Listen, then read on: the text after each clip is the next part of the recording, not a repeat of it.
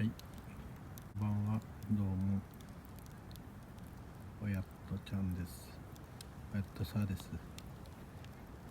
はい、今日はですね、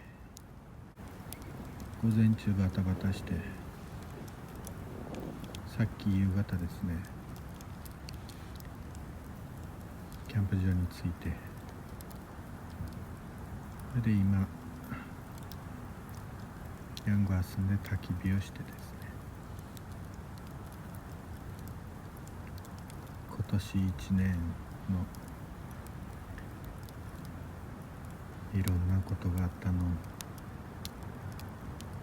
思い出し、反省し、いろいろ来年に向けての抱負をですね、自分の頭の中で考えてですね、はい、それに今いろいろ考えているところです。まだビールも焼酎も飲んださ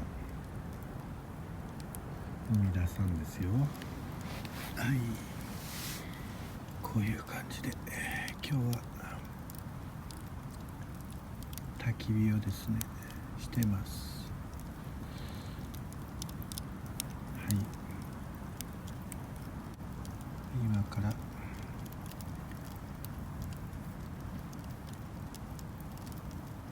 ビールを飲んで焼酎を飲んで、ちょっと湯豆腐でもしてこてっと寝ようかなと思ってます。まだいまだに YouTube、 テレビは見ないから YouTube を見出さんです。見てない。はい、今から見ますよ。はい、そんな感じで焚き火を見て1年を振り返りましょう。はい、ちょっといいアングルでつけますので、今ずっと手に持ってます。手に持って話をしてますよ。はい、そういうことです。